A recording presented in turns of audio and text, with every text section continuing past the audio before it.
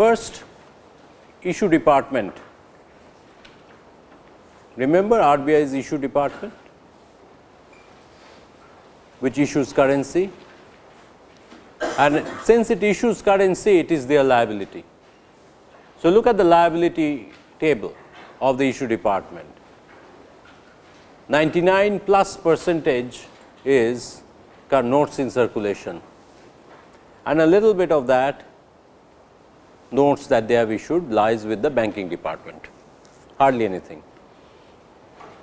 Issue department's job is to issue currency using a system called managed paper floating currency system, which I taught you. So, what you see here is this. Now, looks at the assets of the banking department, balance sheet. If you talk about their assets and liabilities. So, let us look at the assets of the, why they issued this currency, backed by what, you will see what you get. There are 4 items mentioned in the assets, 4 columns that they hold: gold coin and bullion, foreign securities, rupee coin, Government of India securities. Government of India securities देखो 1046, 1046, 1046. These are those ad hoc treasury bills which were converted into console like thing with a fixed interest rate, have still not been repaid, returned. Do you remember? This 1046 is that number.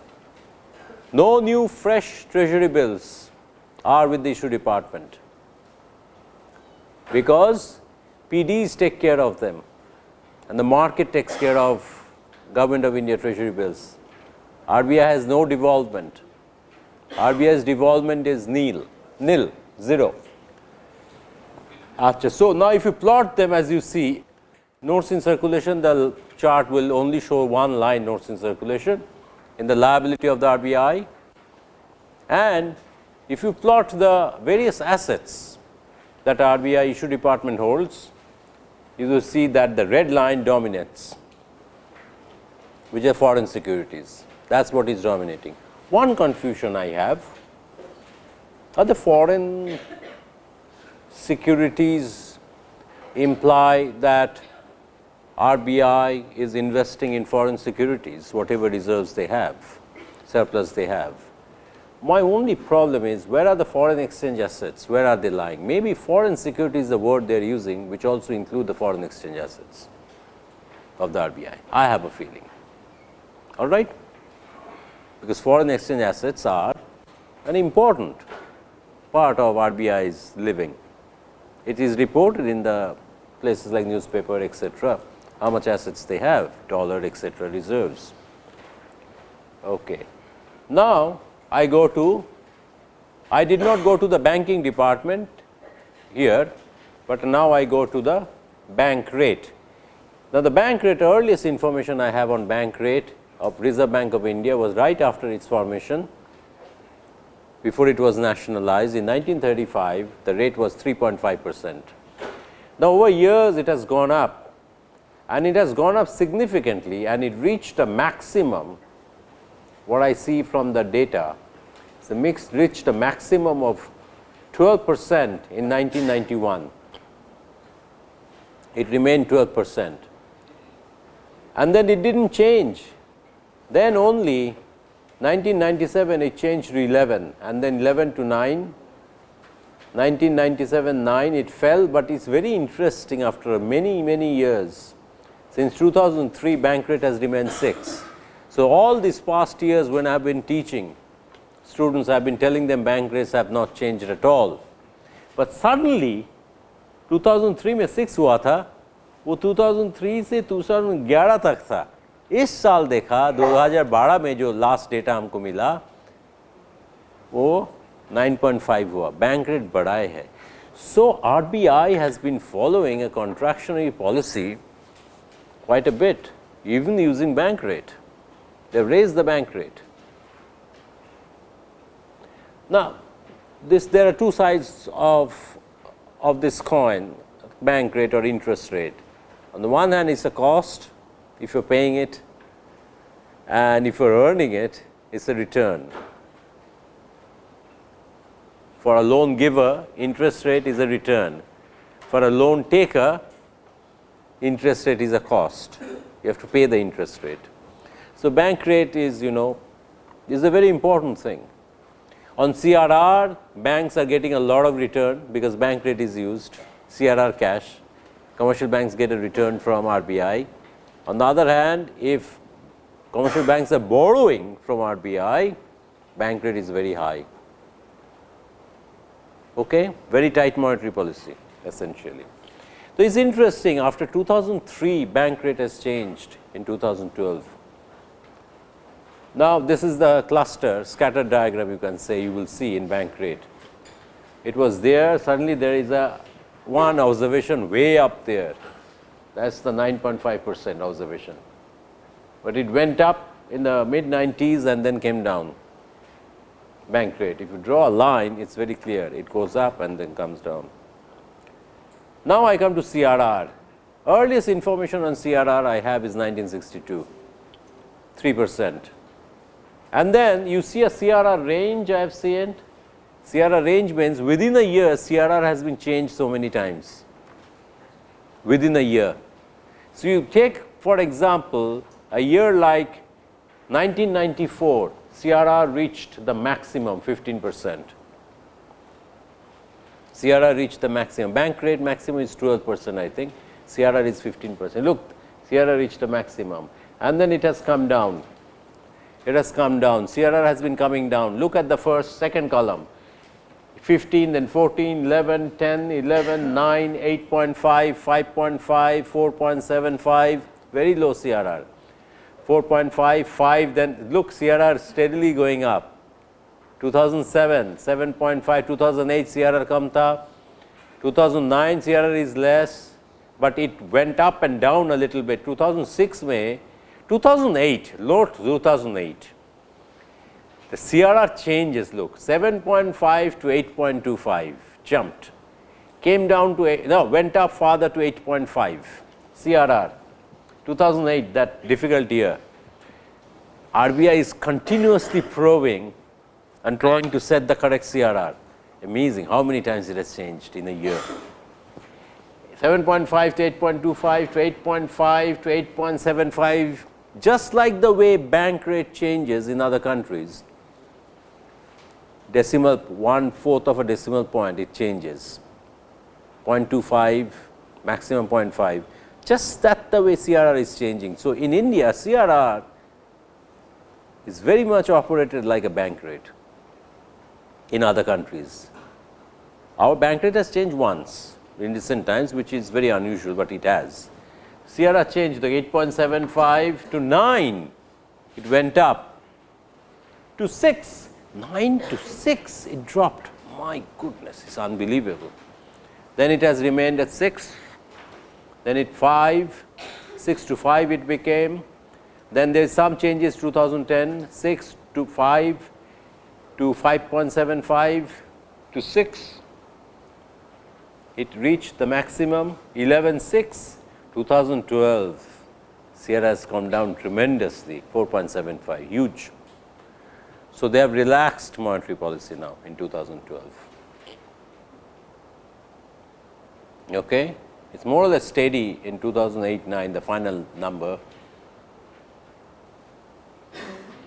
So, it reached a peak in the 90s CRR, okay, and then came down. So, if you plot the CRR, this is a kind of a scatter diagram you will get. It peaked somewhere in the 90s, just like bank rate, they all came down. So, the country went through a very tight monetary policy in the 90s, reached it, and then it have relaxed. There have been temporary tight monetary policy, 2008-9, etc., then it has been relaxed again. It has come back to its normal position. It is very low now, 4.75, that I see. All right. Next, now open market operation, very funny open market operations. I have found data on two columns. Whenever they are pumping in money, it is purchased from the market. Look, there is a plus sign. Plus means what? Purchase from the market means pumping in money, injection of funds into the system. When RBI is buying bonds from you, buying back, is giving cash to you in return. So, money is injected into the system. But whenever it came to, so expansionary monetary policy is always purchased from the market, and then whenever it came to absorption, it is always the sale to state government, it says. Very interesting. So, the purchase from the market is happening through banks, non-banks, voluntary investments in government securities, voluntary investments. India today does not require injection of funds, system has enough liquidity. So, if a system has enough cash, what do you do? If you are not, you invest. So, government bonds are an avenue to invest. They can also equity funds, fixed deposits, they put money. So, you see, having enough liquidity in a system, government is not going for open market purchase at all. Sorry, open market sale. Market sale ho nahi raha hai of securities. In that sense, all right, it is not given. Voluntarily they are buying. But there is a conscious open market operation that is being reported is a purchase. That is when there was a request for more funds to be injected into the system and for purchase. Now, open market sale of securities, that policy, open market operation seems to be RBI is operating only with the state governments. Ye dekho, sale to state governments. So, whenever state governments had surpluses, this also says whenever state governments are doing well together. Look at the numbers. January 2007-8, state governments a huge amount of sale, 2577. Otherwise, it's a 3-digit number in hundreds, hundreds of crores, thousands of crores हो गए उधर. State government बहुत अच्छा कर रहा है. 2007-8 financial year January में, 8 January I'm talking about. Then February March बहुत ज़्यादा कुछ नहीं है. अच्छा 2008-9 देखो वो जो famous year है. 2008-9 में आप देखो एक मजा है इधर. No, I'm sorry. I am giving you.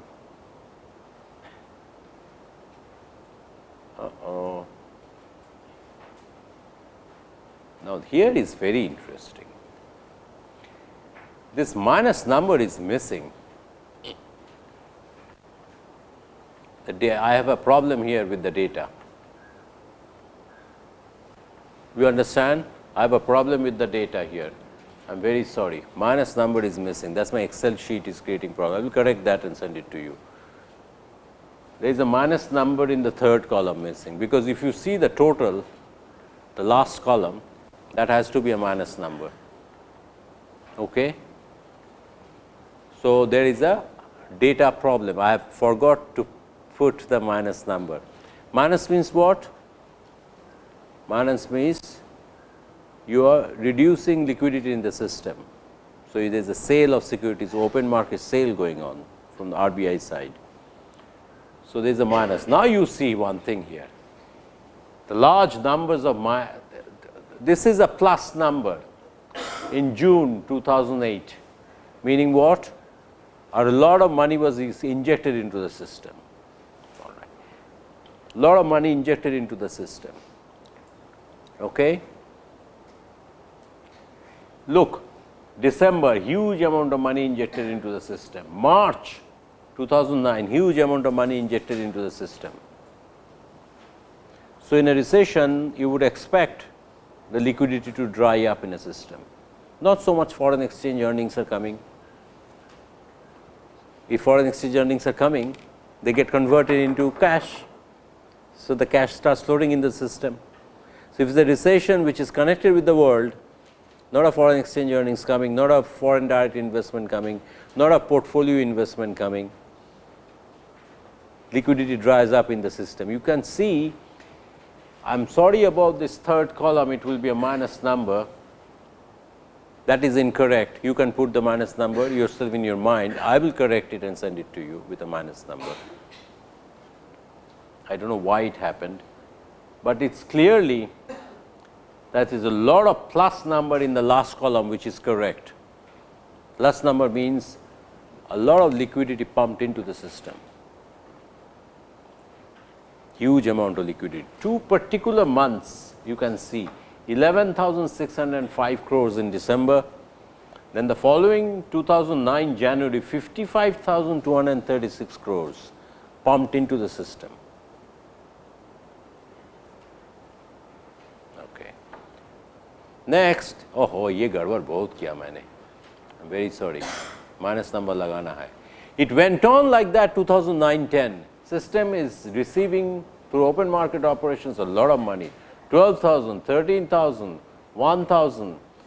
Here 20,000 in April 2009-10. System is receiving a lot of money. Finally, in January you have a minus number. Liquidity is enough in the system. January of 2010. So 2008 के अंत से whole of 2009 calendar year 2010 January में easing of liquidity, enough system. So it's getting continued infusion of cash into the system. But again I am repeating, there is one error in this diagram, in this chart, is this the third column should have a minus number which is missing. Because if you have a minus number, then the net turns out to be this. Okay? Minus number is missing. I don't know why my Excel sheet doesn't have the minus number. It's my fault, of course, because this is copying from the Excel sheet. Achha, I have some work to do this evening. I will then correct the file and then send it to you. Achha, 9, 10, then 10, 11. Ari baap re baap. Again 10, 11 में November 10, January 10 में ease हो गया. लेकिन again November 10, पहले November, then December 41,000, then 17,000 in January of 2011, huge infusion of cash 3 months. ठीक है, गड़बड़ चल रहा है. It is very unusual. If you look at the data even 3 years back, you will see this has never happened, जो 2008 से शुरू हुआ है. So when a recession hits, you can see how the money market gets affected. The liquidity dries up, it requires infusion of cash from outside the system, which is RBI. 10, 11, then 11, 12, not bad. There is some infusion of cash, of course, but in hundreds, 3 digit, not bad, 11, 12. So now if you plot it, this is what you get. There are clear 2 spikes when the infusion of cash took place, quite a bit. December 2008 and then January, around January 2010-11. Okay. That means 2011 January, there was a December, January, around that time, 10 December, 11 January, there was an infusion of cash. 2 spikes, clearly 2 spikes, huge amount of infusion. Okay. Otherwise, it is very close. 100 crores means not much, hundreds of crores. Thousands of crores is a large amount. It is very much close to x-axis, and you can see the data has a minus number also, which means enough liquidity उसको बाहर निकाल के लाओ. बहुत ज़्यादा हो गया, बाहर निकालो, वो भी है. Now I come to loans, advances and investments of the RBI to government, non-government institutions except commercial bills and other assets. Rupees crores outstanding, commercial bills and other assets rediscounting is ignored here, loans, advances and investments of the RBI. One thing you can see, central government column, blank. State government kuch hai. Then scheduled commercial banks, of course, they are continuously interacting, active column. Third column, scheduled commercial banks, third column. Scheduled cooperative banks, बहुत कम, state cooperative banks का आ रहे, कुछ है ही नहीं. Then NABARD. NABARD में and IDBI and Exim banks, these 3 columns, NABARD, IDBI and Exim Bank, you do notice one thing, that NABARD has received assistance till 2005-6, after that no assistance, I mean 6 more years, 6 years have gone by. But IDBI received assistance in 2002-3, after that zero assistance, 8 साल हो गया, नहीं 7 साल, 7 years हो गया, 2002-3, 9 साल हो गया, 9 years. अच्छा, and Exim Bank उसी time पर भी, so they are running very well, they are functioning autonomously. What are the others? There may be all sorts of other institutions where RBI gives refinancing facility. Many non-banks are there also, other than these non-banks, where RBI gives assistance. They help set up, like sometimes these Industrial Reconstruction Bank of India, various non-banks are there where RBI gives assistance. So, this is RBI assistance, and one thing you notice, you basically notice two things here, that the governments have not been borrowing much from RBI, not much assistance at least coming, year end outstanding amount. Scheduled banks of course will have a lot of assistance. देखो 2008-9 में scheduled bank number borrowing from RBI is the highest. देखो 2008-9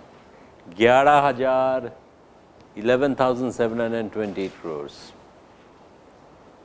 So 2008-9 तो हर जगह दिखा रहा है कुछ हुआ था पृथ्वी में, इंडिया में ज़रूर कुछ हुआ है, उसलिए उसी कारण 2008 every time it shows, everywhere, any data you touch in the money market at least. Same thing will be with the capital market also. If you study, you will get the numbers. Then IDBI में and Exim Bank में and NABARD में जो बड़ा borrower था वो तो है ही नहीं यार, तो और कौन है, वो commercial banks है और कोई नहीं है, and others में कुछ हो रहा है कभी कभी. Others, who are the others who get assistance? I don't have the detailed list. RBI sets up many non-bank organizations, sometimes through IDBI or somebody, sometimes directly. And therefore, these assistance continues to others. So, other than banks, there is this others column, nothing else is significant now, nothing else is significant. Okay. Now, non-government institution may, if I put them together, therefore, cooperative commercial banks, NABARD, etc., and I put the others, a column if I make, then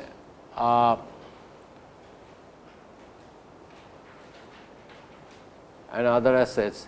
These are the assets of, it's known as, you will get this data which I should have told you. These loans, advances, investments of the RBI to the government, non-government institutions, etc., are all done by the banking department. So, if RBI is giving loan, it will be shown as an asset of the banking department. So, now what I did was, I plotted, except commercial bills and other assets, there is something called other assets in the banking department balance sheet. Issue department balance sheet शुरू में दिखा था, ये जो items है, ये सब banking department का items है. They have a column there, a data called other assets, which is not very clear to me. Not others, other assets they call it. So, except that and commercial bills, when I plotted, this is the graph that comes out to be the asset structure of the banking department. It is very high around 1998, 19, nah, around 2000, 2001, it peaked. All right, and then went down 2003-4, again it peaked in 2008-9, you see that. So, 2000, 2001, why did it peak? A lot of assistance was given by RBI, which is counted as assets of banking department. You can look at it from two point of view. These are assets of banking department, बहुत अच्छा बात है, RBI का asset है, मेरा asset है, आपका asset जो अच्छा है. On the other hand, it also reflects how much other institutions are borrowing from RBI. That is why this asset is created. If other institutions are borrowing a lot, why are they borrowing a lot? Why they do not have the money? A commercial bank is doing business by giving out loans. but these loans are so called productive loans. That is normal banking operation, but RBI's assistance is not normal banking operations. RBI assistance is किसी को चाहिए help. Now, that assistance is looked upon as an asset of the RBI banking department, but you can see a spike here too. RBI assets somehow was very high abnormally in 2000, 2001 and again in 2008-9. 8-9 we understand the recession set in, so RBI was there to help out many institutions in the country. Now, do I have this kind of a data in this diagram? In 2000, yes, 20,800, 1999, 2000 and then 2000, 2001, this number is very high. It remained around that place 16,000 or something, then it dropped and then again it went up in 2008-9. So, there was some assistance that was required in the beginning of the new millennium, end of last millennium, new millennium from RBI. You can call that RBI's assets, banking department assets is fine, but there was assistance that was required. Okay. Then it was again required in 2008-9. So, this few slides here relate to banking department of the RBI. Achha, non-governmental institutions have done these assets I have shown you. Non-governmental assets, I tried to club them, you can look up these individual lines. Blue line dominates commercial banks and a green line dominates, as I told you right now. You can clearly see the green line and the blue line are dominating, two lines. The red line is gone. Red line was NABARD, IDBI, EXIM, etc. So, these others and cooperative and commercial bank borrowing are the important ones.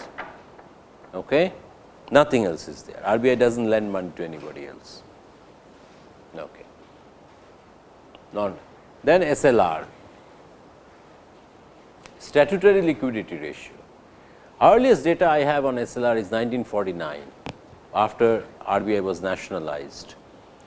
SLR was created before the plan started. This is very interesting information. SLR was created by RBI before the 5-year plans began, because 1949 I have a data 20. Then you can see it had an abnormal rise SLR to 38.5% in 1990. 38.5% SLR, बाप रे बाप. एक bank के पास जो deposit आ रहा है उसका जो net demand and time liabilities है उसके ऊपर 38.5% SLR and God knows how much CLR was. So, where did banks have cash to create loans? 38.5% अब ले रहा है SLR में compulsory investment वगैरह. Then there is some CRR cash which was very high those days, and then the banks have to keep cash for your and my money withdrawal, like we go to bank and withdraw cash for our use, it's our money. Then how much percentage would remain with banks to give out loans? Very little. Amazingly tight monetary policy, and in a situation when the country had the worst economic situation, is very interesting. I told you earlier this point. Amazingly tight monetary policy was to be pursued, has been pursued by RBI in the past. When the economic situation is worse, these are the worst kind of a situation. So, SLR being high means captive market investments are forced by banks, because government was in need of money, desperate need of money. These are captive market investments they were doing. SLR high means that, all right. CRR high means a tight monetary policy. SLR high is also a part, reflects tight monetary policy, but one of the reasons, motivating factor there, I think, is that the government needs cash and it forces banks to invest, because SLR is just not cash. SLR, if you look up SLR definition that I taught you, it has a lot of, contains a lot of investment, captive market investment in government securities, etc. All right. So, this is the SLR data, but now SLR since 1997, somebody told me last year, sir, it has become 24, I do not have that information. I found since 1997 SLR is standing still at from 1997 onwards at 25%. SLR is just sitting there at 25%, all right, which is pretty high number still, but it has come down from 38.5%. Now, this is the SLR plot, the scattered diagram. You can see this kind of an SLR peaking somewhere. Now, the final data sheet I have is a very funny one, is the selective credit control rates, the minimum rates I have found, and the general minimum rate given to the banks at which they can create general loans. And selective credit control is when RBI says food item, specific food items, oil seeds, sugar, there is a minimum rate at which you will give out loans, all right, tightening it. So, it is a discriminatory credit policy that RBI asks or forces banks to listen to. You can see here is that 1994-95 it is free. In fact, I have been told that except sugar, some items of sugar, some types of sugar, there is no selective credit control. And recently Government of India received a report submitted by that famous economist who is a friend of Dr. Manmohan Singh, Rangarajan, famous economist Rangarajan. He submitted a report saying abolish all these various kinds of controls you have on sugar. So, I have been told it is free except for sugar or one more item, and there was a report submitted to Government of India, I mean the cabinet recently, the work done by that economist. What you see here is very interesting. 91-92 selective credit control rates have merged nearly with the general rate. So, they are getting rid of selective credit control in the 90s, but it was a big thing when I was a student, selective credit control and restrictions on loan creation by banks. RBI would tell the banks, this will be your priority area, at least 30-35% of your total loan should be in the priority area, whether you like it or not, and they would specify the priority areas, maybe paddy, maybe wheat, maybe sugar, maybe some industries, agro-based industries, some property industries, and then the bank is free. So, bank was choked with all kinds of restrictions. If I give out loan, I cannot give at my free will. Total amount of loan should always have a percentage share in this area, whether I like it or not. Okay? Okay. Now, one thing you see here, when selective credit control was very active in the 74-75, when I was a student, around that time, it was pretty high than compared to the general minimum rate in the country. It was always above it. So, if you have to borrow for certain things for a few months sometimes, banks would charge a higher interest rate. Now, it has remained above it. I do not have the general rate, which will probably remain 13.5 throughout. This is a blank space, means 13.5 throughout these years, but the selective credit control rates have been very high. And then around this time 1988-89 is coming close, 91-92. So, selective credit controls are being taken off. There is no difference between the interest rate. That does not mean other kinds of selective credit controls did not exist. There are other kinds of selective credit control also. The minimum margin requirement, if you open your notes, you will see that. One is the interest rate, one is the minimum margin requirement, one is the total amount you can give to somebody. All right. So, there are various kinds of selective credit controls. This is with respect to the interest rate that banks would charge when they give you a loan on specific items. You can see it has merged, and then it has been set free in 94-95. And I found from RBI document 1 or 2 items are just involved, were involved. Even one of them, probably out of these 2 items, one of them is going away. All right. So, this concludes this topic, regulatory institutions in India about Reserve Bank operations, and I have pretty comprehensive data for you. I will send the file, but there is a minus sign missing. So, I will put the minus sign there in which one? Open market operations. The plot is correct, the last column is correct, except from when did I make the mistake? Oh, July 2008-9.